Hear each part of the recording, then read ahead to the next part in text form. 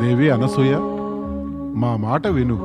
ఈ కఠోర తపస్సు వీడి మాతో ఆశ్రమానికి తిరిగి వచ్చేయి.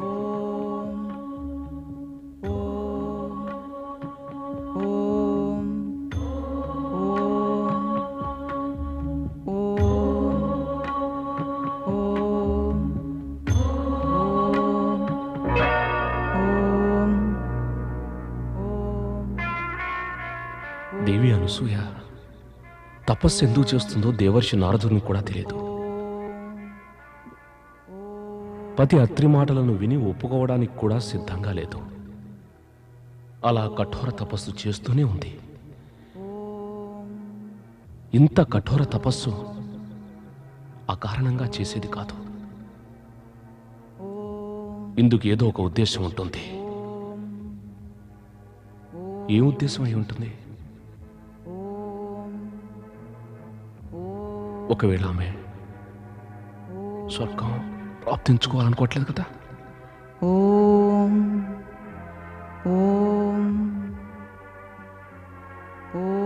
దేవర్షి ఈమెను సతీ అనసూయ అన్నారు.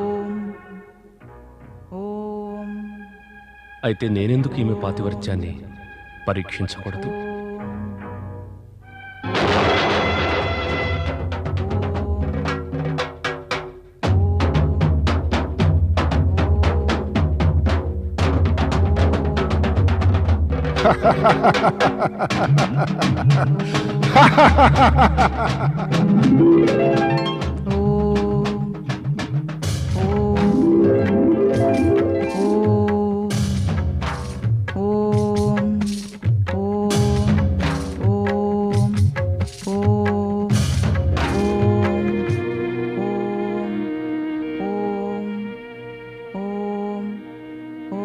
దేవి అనసూయ, నేను అత్రిని నిన్ను ఆశ్రమానికి తీసుకువెళ్ళవచ్చాను.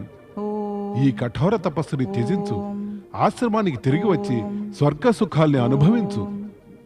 ఆ సుఖాన్ని పొందటానికేగా నువ్వు ఈ తపస్సు చేస్తున్నది. ఆ సుఖాన్ని నేను అందిస్తాను.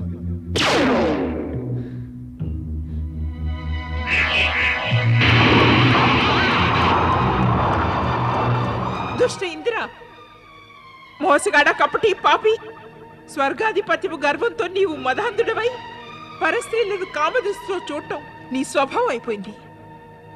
కానీ అందరు స్త్రీలు నీవు అనుకున్నట్లుగా ఎన్నడూ ఉండనే ఉండరు. ఏ స్త్రీ కూడా అంత నీచ స్థాయిలో ఉండదు.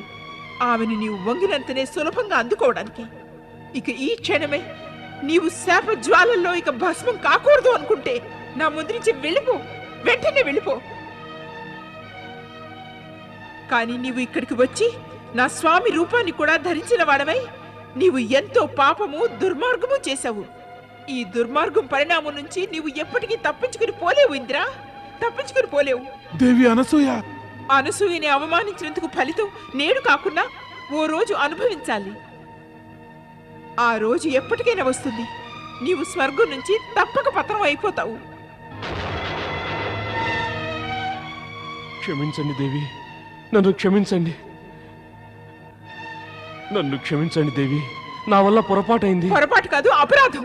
నేను నా అపరాధానికే క్షమార్థిస్తున్నాను దేవి. ఎప్పటి వరకు అపరాధం చేస్తూ ఉంటావు? ఎప్పటి వరకు నిన్ను క్షమిస్తూ ఉండాలి? ఇది ప్రకృతి నియమాలకి ఎంతో విరుద్ధం. అపరాధాన్ని వెన్నంటి ఉండే దుష్పరిణామం ఎంత దృఢంగా బలంగా ఉంటుందంటే అపరాధికి అపరాధానికి మధ్య నిలిచి ఉండే దుర్బల క్షమని అది వెంటనే మటుమాయం చేస్తుంది.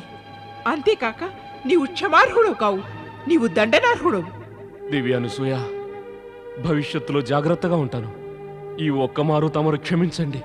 అంటే క్షమా పరిణామాల గురించి నేను చెప్పినది ఏది నీవు వినలేదన్నమాట, లేదా విని అర్థం చేసుకోలేదు. నేను మళ్ళీ వివరిస్తాను.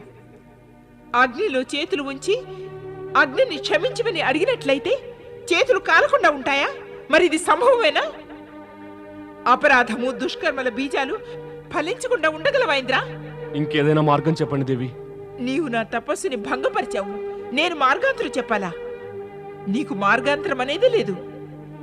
కానీ నేను తపస్సు ద్వారా నా మనోవాంఛిత ఫలాన్ని పొంది తీరుతాను.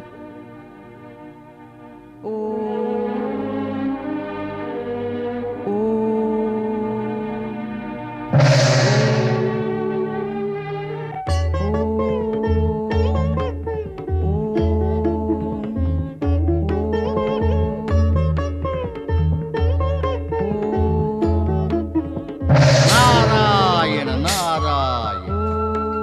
పరమపిత, తమ పుత్రుడు నారదుని ప్రణామాలు స్వీకరించండి.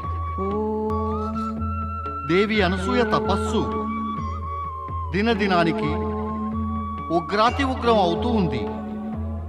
పరమపిత, ఇప్పుడు ఇక తమరు వరం ఇస్తేనే ఆమె శాంతిస్తుంది.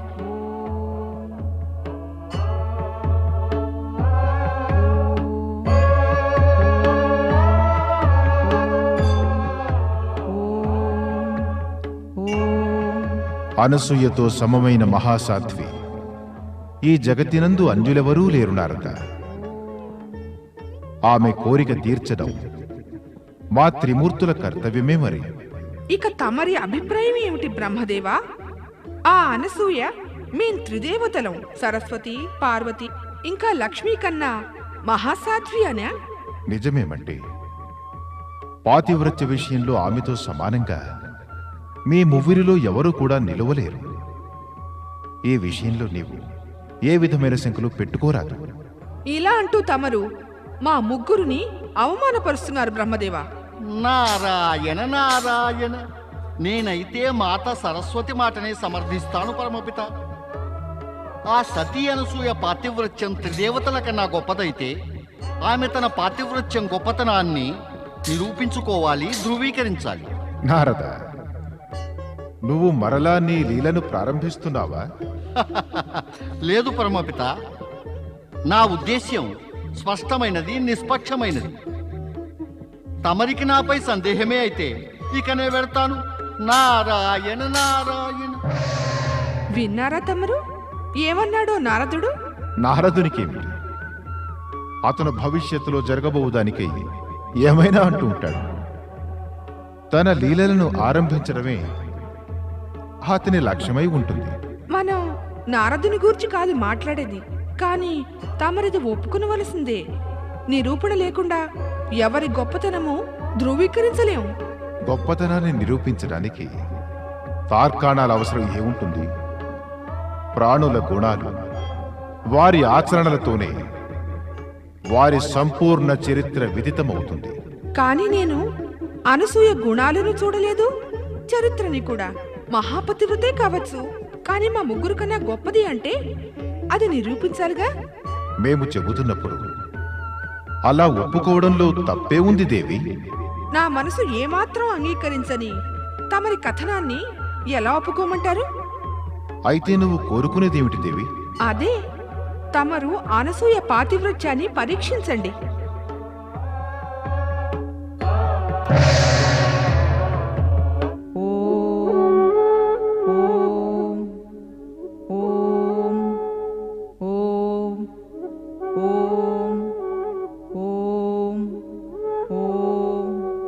స్వామి, ఈ ఓంకారనాదం ఎక్కడి నుంచి వస్తోంది? సతులందరిలోకి సర్వశ్రేష్ఠురాలు సతీ అనసూయ ఆమె తపస్సు చేస్తూ తన పాతివ్రత్య తేజాన్ని ముల్లోకాల్లోనూ ప్రసరింపజేస్తోంది. నారాయణ నారాయణ. ప్రభు తమరు అన్నట్టే నేను కూడా అదే అనుభవించి వస్తున్నాను. నారదా, ఏ అనుభవం గురించి అంటున్నావు? నారాయణ నారాయణ. ఇదే మాత, సతులలో సర్వశ్రేష్ఠ సతి అనసూయ తన తపస్సు ద్వారా పాతివ్రత్య తేజాన్ని ముల్లోకాల్లోనూ ప్రసరింపజేస్తోంది. నీకెలా కలిగింది అట్టి అనుభవం? మాకిప్పటి వరకు ఎట్టి అనుభవం కలగలేదు.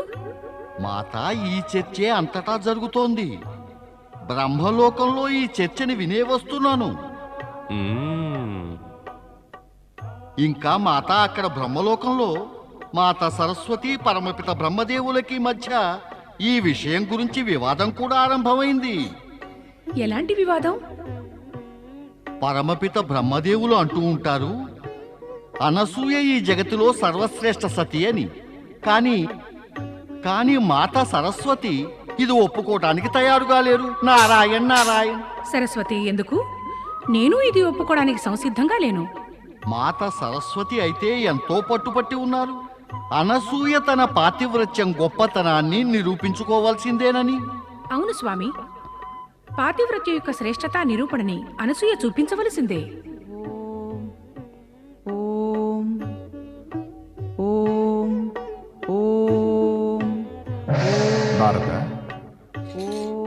నీవు మాకంటే ముందుగా ఇక్కడకు చేరావా? ఇంత శీఘ్రంగా? నారాయణ నారాయణ. పరమపిత, శ్రీహరిని దర్శించుకోవడానికి తమరిక్కడికి రావడానికి సమయం పట్టింది. ఎందుకంటే తమరు సమస్యాభారాన్ని మోస్తూ వచ్చారు. కానీ నేను కేవలం శ్రీహరి దర్శనం కోసమే వచ్చాను. అనసూయ యొక్క ఈ ఆవాహన మన కొరికే శ్రీహరి. దేవి సరస్వతి తీవ్రంగా పట్టుబట్టింది. మేమామె పాతివ్రత్యాన్ని పరీక్ష చేసిన తరువాతే ఆమెకి వరాన్నిమ్మని. అసలు వరమివ్వాలి అంటే ఆమె పాతివ్రత్య మహత్యాన్ని పరీక్షించని పిమ్మటే ఇవ్వవలసి ఉంటుంది.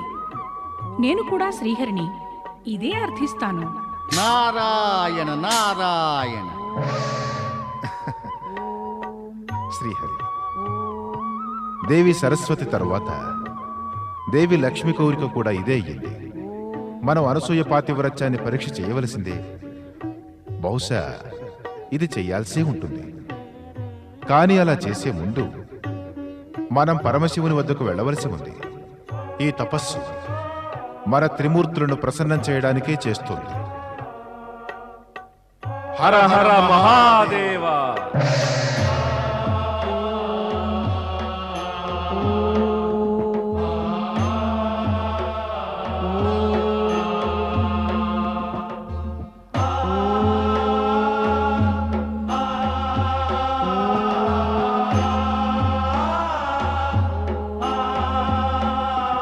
నారాయణ నారాయణ. ప్రణామం మాత. మాత, నాకు అనిపిస్తోంది సతీ అనసూయ తపస్సు, ఆ ఆవాహనల తీవ్రస్వరం వినగా తమరి మనస్సులో ఉత్సుకత జాగృతమైందని. ఎలాంటి ఉత్సుకత నారదా? ఉత్సుకత ఎట్టిదా?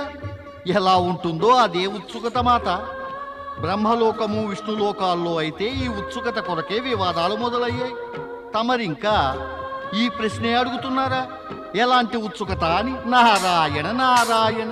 స్పష్టంగా చెప్పు నారదా, వివాదాలెందుకు? ఎవరెవరికయ్యాయి? పరమపిత బ్రహ్మదేవులు శ్రీ మహావిష్ణువుల అభిప్రాయంలో సతీ అనసూయ జగతిలోని సర్వశ్రేష్ఠ సతి అని, జగతిలోనే గొప్ప సతి అని, ముగురమ్మల కన్నా శ్రేష్ఠురాలని. కానీ మాతా లక్ష్మి, మాతా సరస్వతి కూడా అలా ఒప్పుకోవడానికి సిద్ధంగా లేరు. ఎందువలన? వారిద్దరూ అనేది ఏమంటే, సతీ అనసూయ తన శ్రేష్టతను నిరూపించుకోవడానికి ఆమె పాతివ్రత్యాన్ని పరీక్షించాలి అని. అవశ్యం. దేవి సరస్వతి, దేవి లక్ష్మి చెప్పినది ఉచితమేనే. పరీక్షకి అనసూయ నిలువవలసిందే. ఓం నమః శివాయ. నారదా, నీవిక్కడికి కూడా మాకంటే ముందే చేరుకున్నావే. ఉత్సుకతను జాగృతం చేయడం తన భూమికను పోషించే కృత్యము నారదుని కంటే గొప్పగా ఎవరు చేయగలరు? పరమపిత, నేను మాతా పార్వతిని అనసూయ విషయంలో ఇదే ప్రశ్న అడుగుతున్నాను. దేవి అనసూయ మహా గొప్ప సతి. ఈ విషయంలో ఇక ఎట్టి వివాదమూ లేదు. ఇక నీవు ఈ విషయంలో దేవి పార్వతిని ఏ ప్రశ్నలు అడక్కు. లేవండి మహేశ్వర.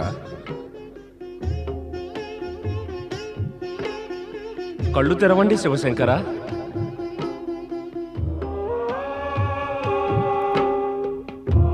మేమిద్దరం తమరి సన్నిధికి ఒక విశేష ఉద్దేశంతో ఇక్కడికి వచ్చి ఉన్నాము.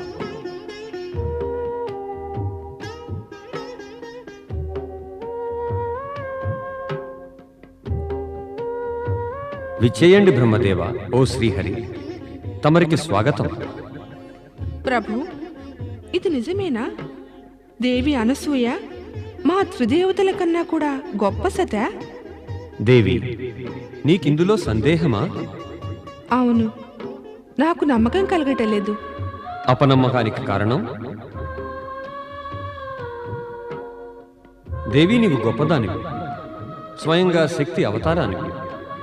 నీవు నిజాన్ని నమ్మలేకపోవడం ఇది అసంభవం.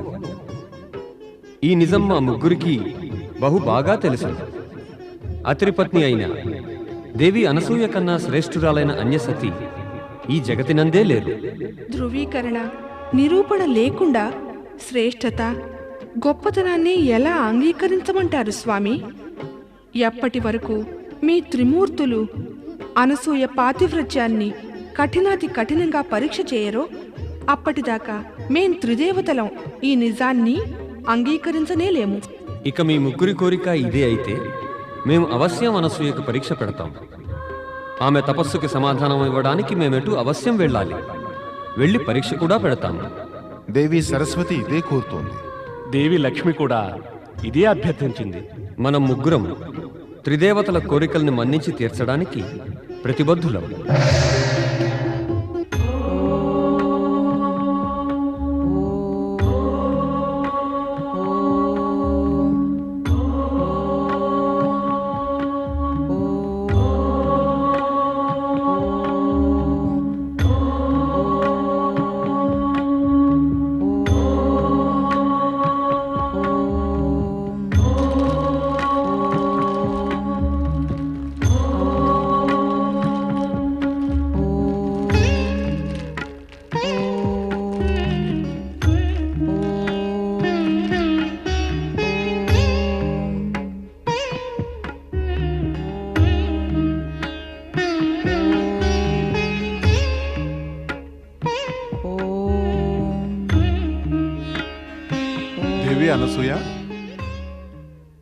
దేవి అనసూయ, నేను మరోసారి నిన్ను అర్థిస్తున్నాను. ఈ తపస్సు వల్ల నీకు ఏ లాభమూ కలగబోదు. బ్రహ్మ, విష్ణువు, మహేశుడు జన్మరహితులు. వారు ఏ తల్లి గర్భం నుంచి జన్మించలేదు. నీ ప్రయాస వ్యర్థమే. ఈ తపస్సుని త్యజించి నాతో ఆశ్రమానికి తిరిగి వచ్చే. ఇందులోనే నీకు హితం ఉంది.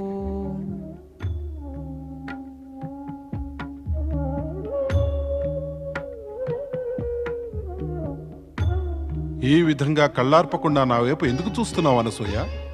నీకు నా మాట అనుచితమనిపిస్తోందా? దుష్టు ఇంద్రుడు కూడా కొంచెం సమయానికి పూర్వం తమ యొక్క రూపం ధరించి ఇలాగే చాలా ప్రయాసపడ్డాడు. కానీ నా లోపల జాగృతమైన పాతివ్రత్యం అతడి కపట మాయావి రూపాన్ని బట్టబయలు చేసింది. ఇంకా నేను అతన్ని మందలించి పారదోలాను.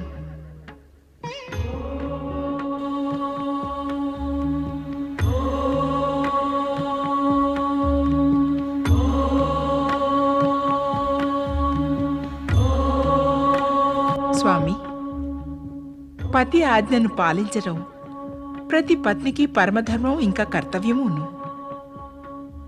నేను తమరు చెప్పేదాన్ని ఎన్నడూ తిరస్కరించలేను. కానీ నా తపస్సు వ్యర్థం కాబోదని నాకు ఎంతో గట్టి నమ్మకం. నా మనోవాంఛను త్రిమూర్తులు పూర్తి చేయవలసింది.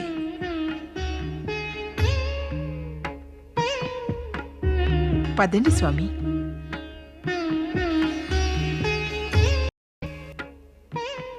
అనసూయకు మన ముగ్గురిపైన అచంచల విశ్వాసం ఉంది. కానీ ఆమె మనోవాంఛను పూర్తి చేసే పూర్వమే మనం ఆమెకు పరీక్ష కూడా పెట్టవలసి ఉంది. అదేనో కాక త్రిదేవతల అభ్యర్థనను మనం త్రిమూర్తులం స్వీకరించకుండా ఎలా ఉండగలం? అనసూయకు పరీక్ష పెట్టే పూర్వమే మనం మన రూపాలు మార్చుకోవాలి. మనం ఆవిడకు పరీక్ష ఇదే రూపాల్లో పెట్టలేము కదా.